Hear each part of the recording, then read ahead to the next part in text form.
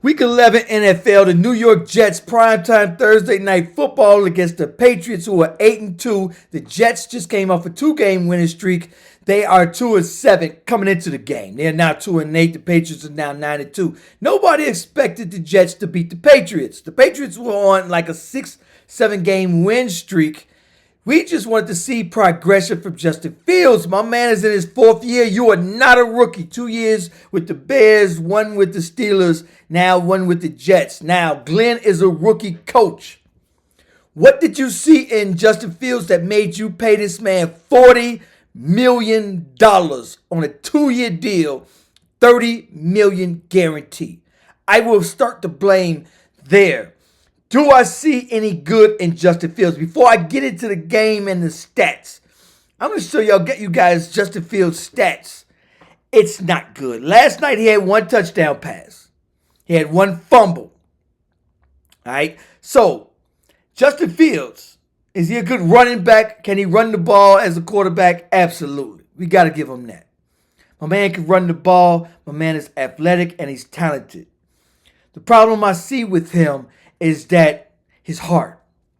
He just does not want it. I watched this man at the end, and he just looked like he didn't care. He walked off the field like, so what? So what? He does not have that eye of the tiger, and it shows. I don't understand. Like, if people who recruit quarterbacks, I've watched Tom Brady was like in, the 6th round? No quarterback can't. Every single great quarterback, Brady, Mahomes, Brett Favre, Rodgers, all the greats came off the bench. He plays too scary. I like a quarterback that throw interceptions, bucket bounce back. Interceptions, a lot of people are saying, oh, you're wrong. Quarterback that throws the interceptions, he sucks. Peyton Manning threw 28 interceptions his first year. You know why he became Peyton Manning? It's because he had heart. He did not fear throwing that ball.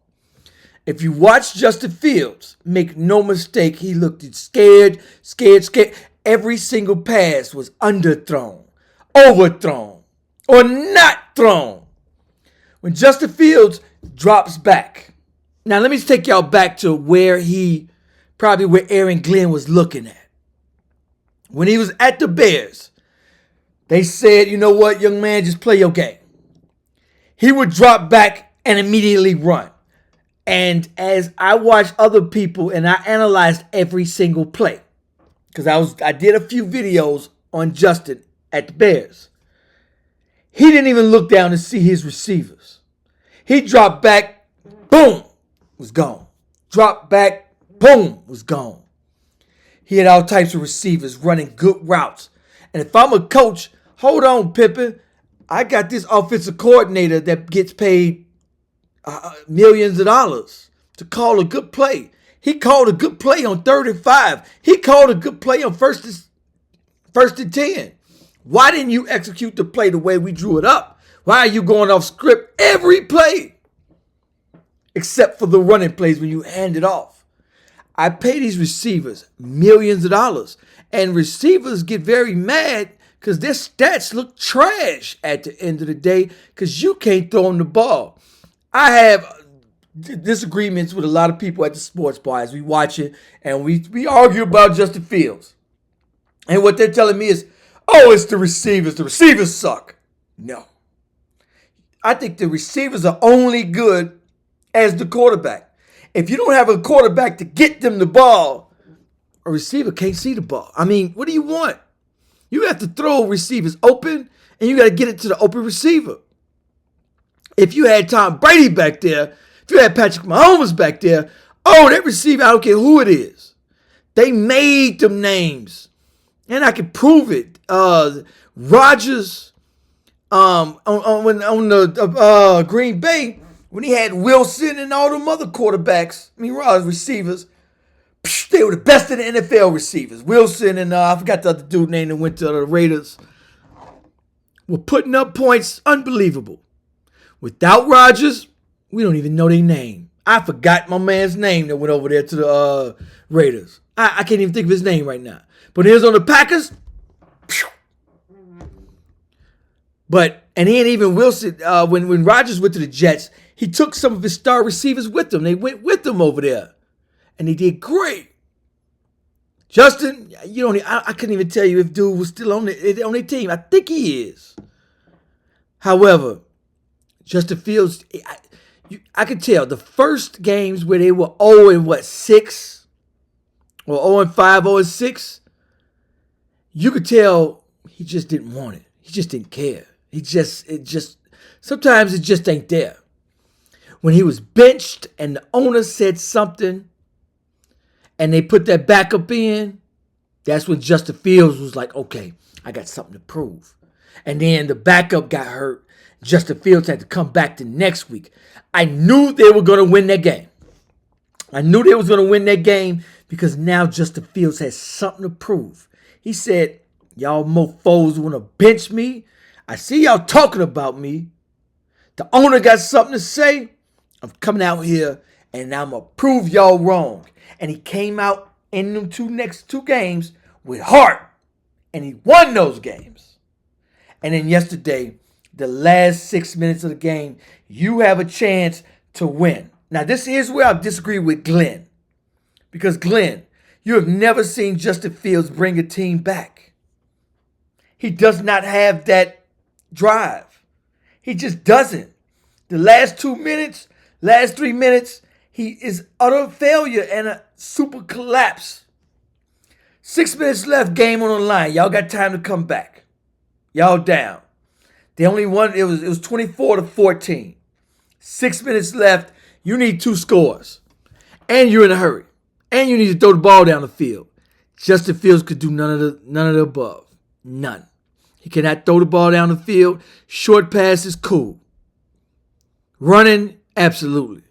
But throw the ball down the field in a quick 2-minute drill or 6 minutes as they had, and they had a chance. Fumble. Your defense is decent. Defense is good. However, held them to 27 points. And on the turnover, in the red zone, they held them to 3 points. Which you cannot ask that from any other defense. You still have a chance. And they just couldn't throw the ball. It was 4 and out. Game over.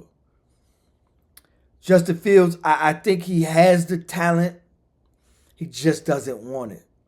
And coming from the Chicago Bears, Glenn probably saw that by letting him just drop back, run, he didn't stop to read the defense because he knew he was just going to run. He didn't stop to understand his offense and where his receivers and his tight end was going to be because he already had it set. He was going to run. And he holds on to the ball too long because he's thinking, should I run? Should I pass? Should I run? Should I pass? Should I run? Should I pass? Several coaches, at the end of the Bears, Tomlin and Glenn, they all was like, all right, cool. We're going to have him stop all that running. We're going to have him stay in the pocket, and we're going to try to have him pass. Turned out to be an utter disaster. Utter disaster for everyone. But Tomlin did pretty good. Glenn tried to do that the first 6 games. Turned out to be a disaster. Glenn tried to keep, okay, cool, young man. Stay in the pocket, pass this ball. I got this offensive coordinator to get paid all this money to write up good plays. And when Justin Fields got benched, they called a spectacular play.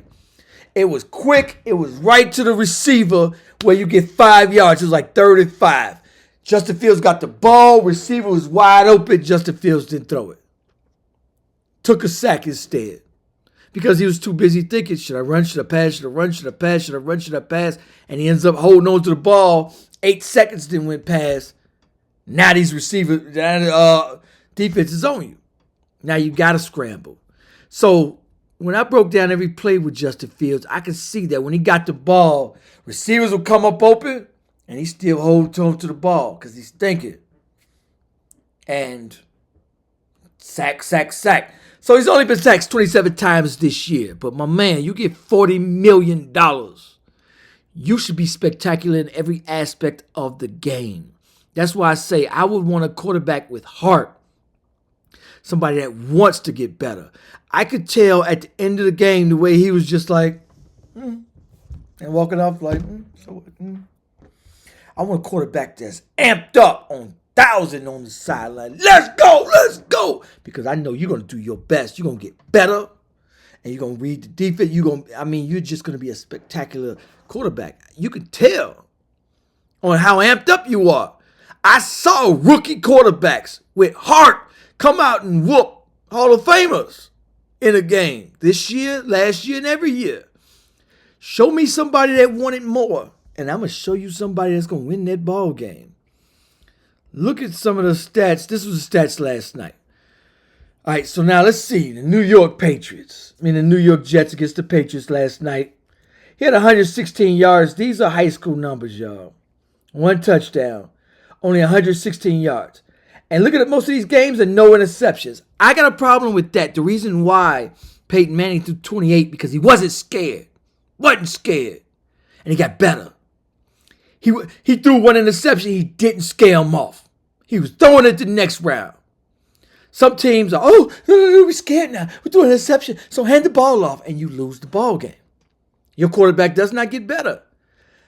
I watched in this league quarterbacks, coaches who get an interception and now they scared and the team know you scared and now they know the defender run. You ain't going to pass. Against the Browns, he only had 54 yards. That is pathetic. 244 against the Bengals. Poor Bengals. Everybody put up 200 plus yards. OMG. All right. But against the Panthers, only 46 yards. Broncos, only 45 yards. And that was the one where he took, 8 sacks? And he was minus 10 average at the end. Cowboys defense, they got Eberflus. He put up 283.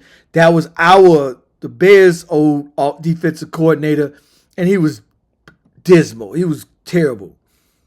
226 against the Dolphins. Okay.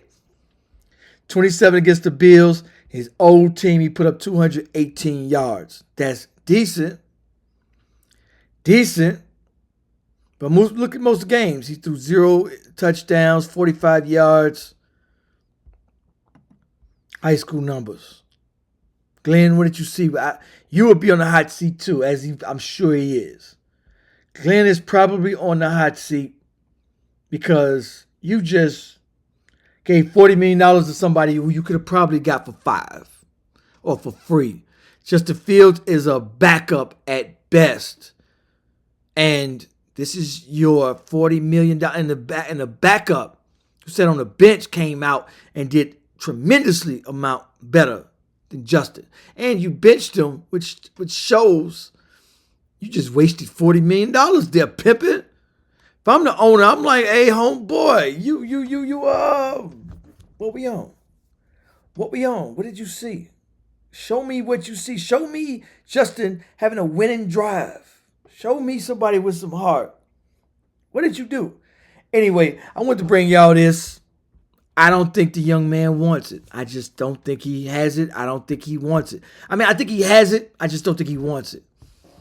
He can run the ball, but to throw his receivers open, he's too scary. So instead, when he dropped back, he has receivers open, but instead of trying to dart that ball to him, he holds on to it.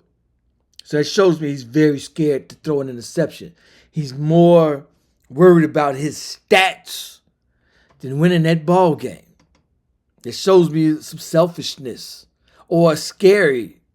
And somebody that plays scary is going to lose you the ball game. So Peyton Manning threw 28 interceptions this first year. And he came out and said, okay. Tell you what. Because guess what that year he did? He learned from every interception he threw. And after he threw an interception, he came back and said, I ain't scared. I ain't scared to throw the ball again. And then the other teams thought, you scared to throw the ball again. You're going to hand it off. So let's cover the run. And Peyton Manning said, what? Whoop! And then next year, Hall of Famer. He learned. And he wasn't scared. Anyway, peace, y'all. City on fire. Ooh, life in the shy. Ooh, it's my life in the shy.